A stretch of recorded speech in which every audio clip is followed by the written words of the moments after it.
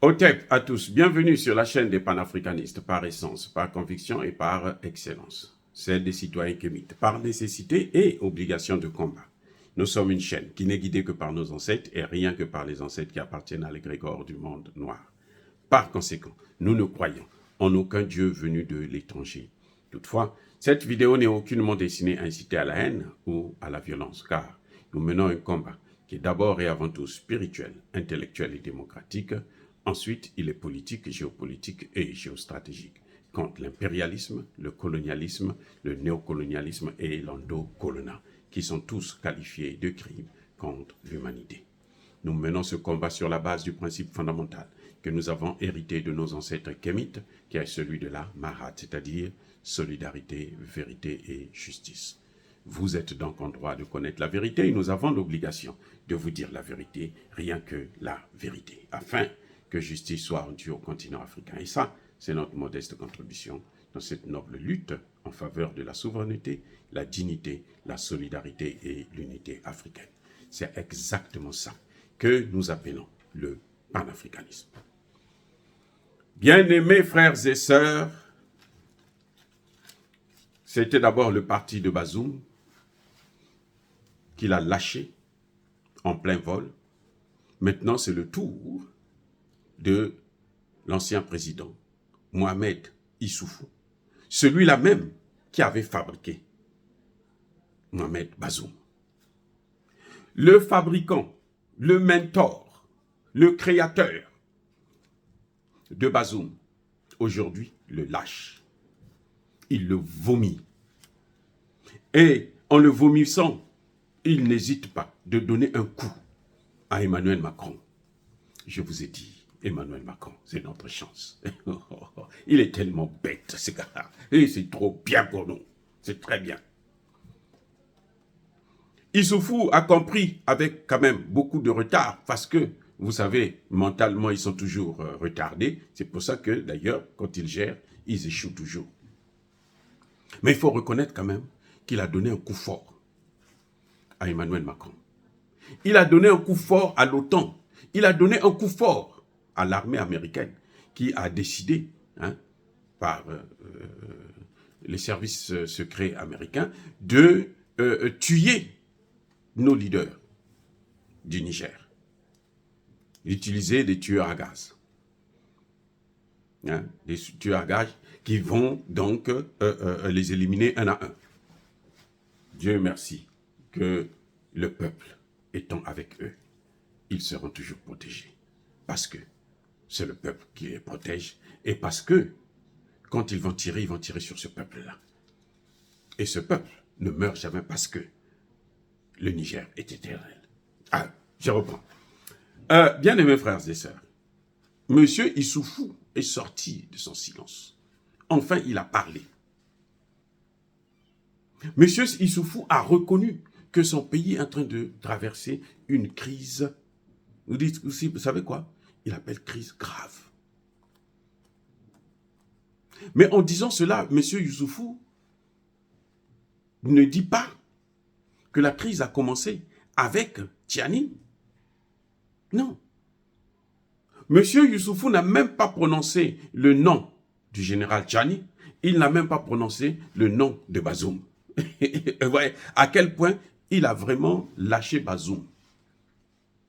Sans parachute. Oui. Bazoum est seul. Son parti l'avait lâché déjà. Je vous avais parlé de ça. Maintenant, c'est Issoufou. Le président bis. Parce qu'à l'époque de Bazoum, là, il y avait deux présidents. Il y avait le président Bazoum et il y avait le président Issoufou. Ah oui, les deux étaient reconnus comme étant des leaders, des présidents. Donc, quand Bazoum dit qu'il y a une crise grave, le pays traverse une crise grave, il ne parle pas du coup d'État. Non. Le coup d'État, c'est l'aboutissement.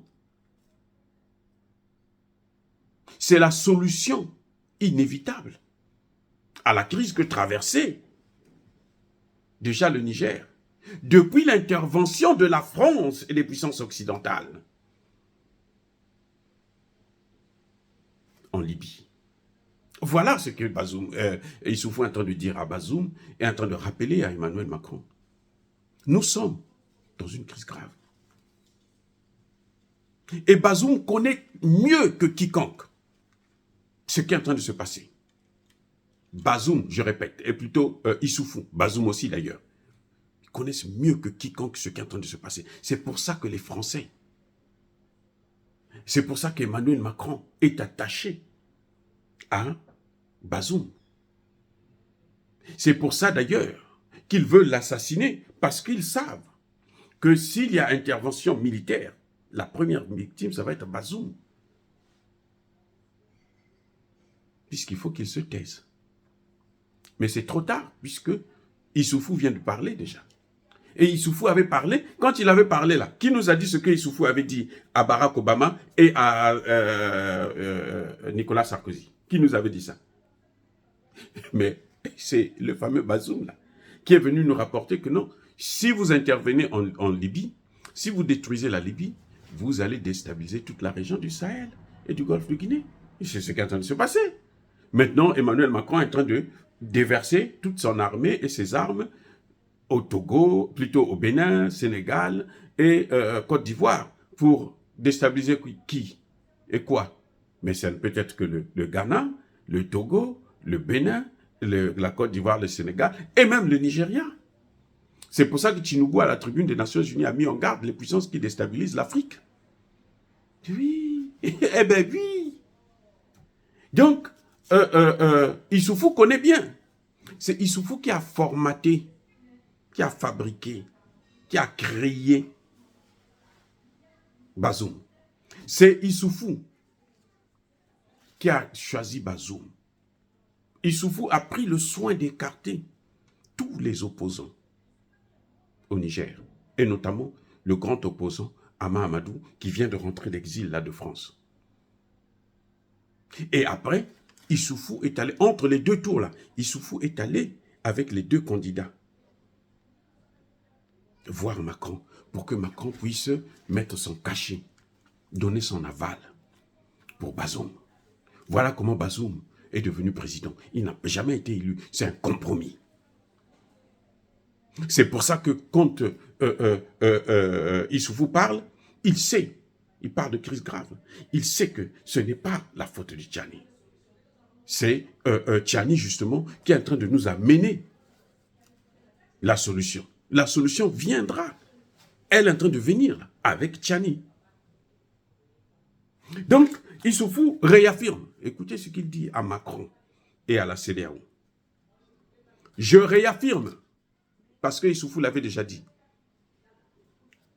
que seule une solution négociée ouvrira la voie d'un retour rapide à un ordre démocratique stable, parce qu'il sait que même quand lui, Issoufou, était président, ce n'était pas l'ordre démocratique stable. C'était la stabilité française. C'était la stabilité occidentale. C'était la stabilité otanienne. C'était la stabilité états-unienne. Voilà ce qu'il y avait. Issoufou le sait. Et Issoufou en parle. C'est de ça qu'il est en train de parler. Et Issoufou précise, une intervention militaire extérieure dont les conséquences humaines et matérielles sont incalculables, il sera une source d'instabilité durable. Pourquoi il dit ça? Mais parce qu'il a vu ce qui s'est passé en Libye. Parce qu'il connaît bien ce qui s'est passé en Libye.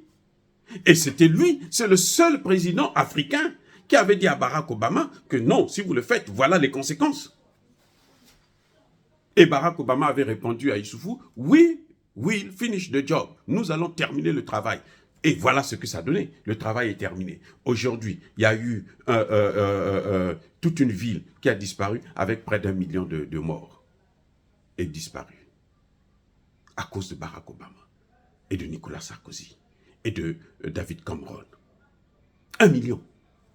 À cause de, pourquoi? À cause de, parce que depuis qu'ils ont assassiné Kadhafi, la Libye n'entretient plus les barrages qui protégeaient cette ville.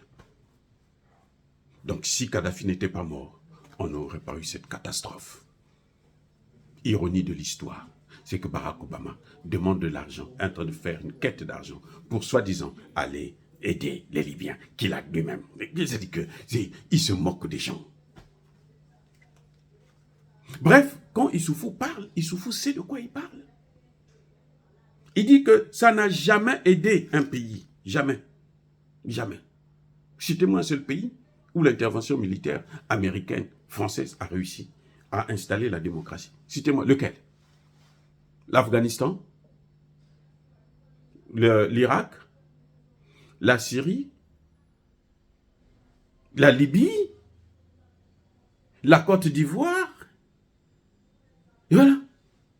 La Côte d'Ivoire aujourd'hui, Alassane Ouattara, il a même des mines d'or et autres au Niger, pour lui. C'est un autre pays, c'est pas son pays, hein, mais il a des mines là. Il a dit que vraiment, oh, les Africains, comment ils sont stupides. Hein? Issoufou parle du tout, sauf, il ne prononce pas le nom de Bazoum. Mais ça continue. Du reste, une telle intervention n'a nulle part jamais été facteur de progrès pour aucun peuple. Il y a quoi de faux là? Dites-moi. Il y a quoi que Issoufou a dit qui est faux? Et je vous ai posé la question il y a quelques minutes. Donnez-nous un exemple. Il n'y en a aucun. Au Soudan, là, vous voyez ce qui se passe au Soudan? C'est l'armée américaine. C'est les États-Unis, hein, le Soudan. La Somalie, c'est les Américains. C'est ça la démocratie. La Libye.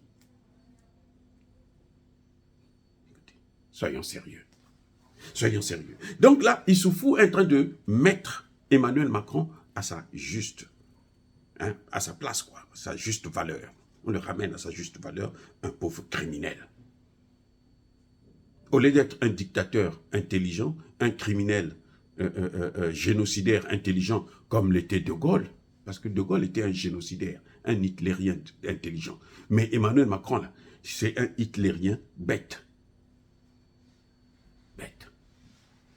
Regardez comment il est en train d'humilier la France avec son ambassadeur et ses militaires qui occupent un territoire. Ils sont dans un autre pays. Et puis, Emmanuel Macron est en train de donner des leçons. Quand même, il donne quand même des leçons. Il bafoue le droit international. Et on dit qu'en France, il y a des juristes. En France, là, il y a des juristes. C'est ça, les juristes. Ah, écoutez, arrêtez de nous... C'est-à-dire qu'à l'époque, là, où nous, on n'était pas partis à l'école, on n'était pas allés dans leurs écoles à eux. On pouvait nous dire ça. Mais maintenant que nous sommes partis dans leurs écoles, là, ils ne peuvent plus nous tromper. Ils peuvent tromper certains chefs d'État qui n'ont pas le courage de les affronter. Mais ils ne peuvent plus nous tromper, nous. Voilà.